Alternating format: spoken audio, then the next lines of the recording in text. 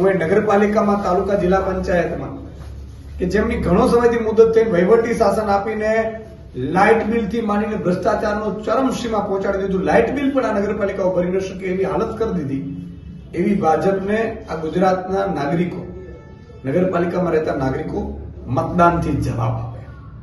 આમ આદમી પાર્ટીની વાત છે તો આમ આદમી પાર્ટી તમામ જગ્યાએ મજબૂતાઈથી લડવાની છે.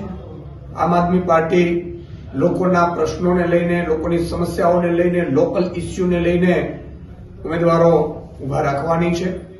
અને અમે અરવિંદ કેજરીવાલજી જે ઈચ્છે છે નગરરાજ બિલ, એને લઈને અમે આગળ વધવાના છીએ. નગરરાજ બિલ એટલે કે જે સોસાયટી નક્કી કરે એ કોર્પોરેટર છે એની ગ્રાન્ટ વાપરશે, ત્યાં વાપરશે. એટલે સોસાયટીઓ નક્કી કરશે નગરરાજ બિલમાં. અને લોકલ ઇસ્યુને લઈને અરવિંદ કેજરીવાલજીની જે વિચારધારા છે એને લઈને આમ આદમી પાર્ટી મજબૂતાઈથી લડવાની છે. રહી વાત ગઠબંધનની, તો સ્વાભાવિક છે કે લોકસભામાં અમારું ઇન્ડિયા ગઠબંધન હતું, પરંતુ જ્યારે આ લોકલ ચૂંટણીઓની વાત કરીએ તો કોંગ્રેસ તરફથી જો પ્રપોઝલ આવશે તો ચોક્કસ એના ઉપર સ્વીકાર કરવામાં આવશે. હજી અમારી કોઈ વાતચીત થઈ નથી, હવે ચૂંટણીઓ હવે જો કે જાહેર થઈ છે, પરંતુ કોંગ્રેસ એવું માનતી હોય કે ના વાત સાચી છે, આપણે ભાજપને જો હરાવી શકાય બંનેને મળીને તો અને લોકોના ઇસ્યુ ઉઠાવી શકાય એમ હોય તો કોંગ્રેસ જો પ્રપોઝલ આપશે તો ગઠબંધનમાં આમ આદમી પાર્ટી ચોક્કસ વિચાર કરશે. આમ આદમી પાર્ટી સાથે પણ અમારી વાતચીત ચાલુ છે. અમે સાથે રહીને ચૂંટણી લડીશું, કારણ કે આમ આદમી પાર્ટી અને કોંગ્રેસ વિરોધમાં લડશે, ત્રિપાંખીયો જંગ થશે તો બંનેને નુકસાન થશે. એટલે અમારા ઉપલા જે પણ નેતાઓ છે એમના દ્વારા એમની સાથે વાતચીત ચાલુ છે.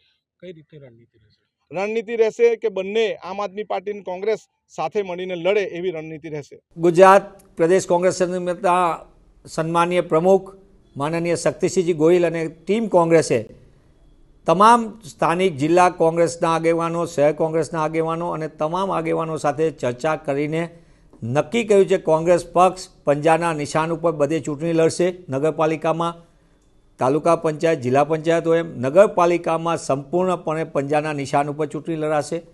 સાથે સાથે અમે નગરપાલિકાનું આગોતરું આયોજન કરીને અમારી અહીંયા જે નગરપાલિકાઓ 68 નગરપાલિકાની ચૂંટણી જાહેર થઈ એમાંથી મોટાભાગની નગરપાલિકા ઉપર અમે અમારા સ્થાનિક લોકોને સાથે રાખીને ટ્રેનિંગની, તાલીમની કામગીરી પૂર્ણ કરી છે. મંડળ, સેક્ટર સહિતની સ્થાનિક સંગઠનને મજબૂત કરવાનો અમારો 3 મહિનાથી કાર્યક્રમ ચાલી રહ્યો છે અને એનો સુંદર અમને આવકાર મળી રહ્યો છે. જ્યાં સુધી ભારતીય જનતા પાર્ટીનો પ્રશ્ન છે ત્યાં સુધી ભારતીય જનતા પાર્ટીની સામે કોઈ એક પક્ષ લડે કે અલગ અલગ રીતે લડે કે ભેગા થઈને લડે, એનું રિઝલ્ટ ગુજરાતમાં છેલ્લા 30 વર્ષથી શું આવ્યું છે અને છેલ્લા 11 વર્ષથી કેન્દ્રમાં શું આવ્યું છે એ ભારતની પ્રજા અને ગુજરાતની પ્રજા સારી રીતે જાણે છે. એટલે વિઘટનકારી તત્વો છે, જે લોકોની દિશા નથી, જે લોકોની કોઈ નીતિ નથી, જે લોકોની પાસે કોઈ પ્રજા વિકાસના કામોના મુદ્દા નથી, આવા પક્ષો એક થાય કે જુદા થઈને લડે એનાથી પ્રજાને કે ભારતીય જનતા પાર્ટીને કોઈ ફરક પડતો નથી. બીજી વાત એ છે કે જે વ્યક્તિઓ ચર્ચા કરી રહ્યા છે એ ભલે ધારાસભ્યશ્રી હોય કે આમ આદમી પાર્ટીના ગુજરાતના પ્રમુખ હોય, એ લોકો પાસે કોઈ સત્તા જ નથી કે ભેગા થઈને લડવું કે જુદા લડવું એ નક્કી કરવાની સત્તા એ ઉપર છે એ લોકોના ત્યાં. જેમના હાથમાં સત્તા નથી એવા વ્યક્તિઓ ભેંસ ભાગોળે છાસ છાગોળેના જેમ પોતે અત્યારે ચર્ચા કરી રહ્યા છે.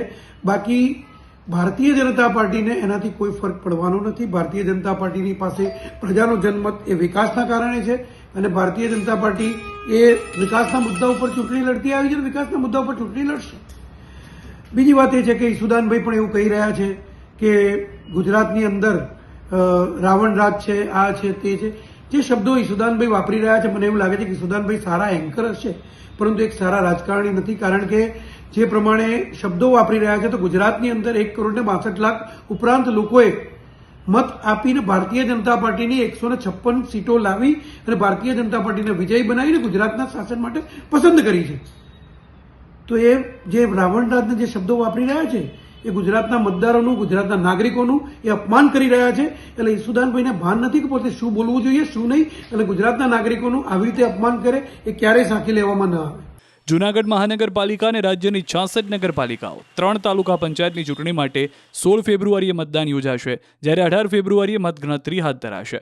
આ સિવાય અમદાવાદ, ભાવનગર, સુરત મહાનગરપાલિકાની 3 ખાલી પડેલી બેઠકની ચૂંટણી યોજાશે.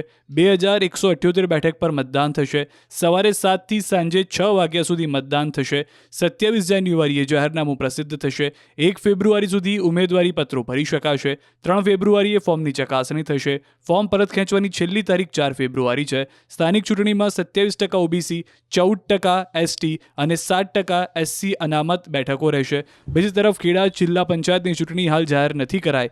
આ સિવાય ધાનેરા નગરપાલિકાની ચૂંટણીનો કાર્યક્રમ જાહેર નથી કરાયો. બોરસદ, સોજિત્રા, જેમાં ઓબીસીની ભલામણ મુજબ હજી રિઝર્વેશન નક્કી થયું નથી. સ્થાનિક સ્વરાજની ચૂંટણીમાં જેમાં 19 લાખ જેટલા મતદારો મત આપશે. અલબત્ત ગ્રામ પંચાયતોમાં હજી પણ વહીવટદારનું રાજ કાયમ રહેશે. મહત્વનું છે કે રાજ્યમાં છેલ્લા 2 વર્ષથી ખેડા અને બનાસકાંઠા જિલ્લા પંચાયત, 17 તાલુકા પંચાયત, 75 નગરપાલિકા અને 539 નવી ગ્રામ પંચાયતો સાથે કુલ 4765ની ચૂંટણીઓ થઈ શકી નથી.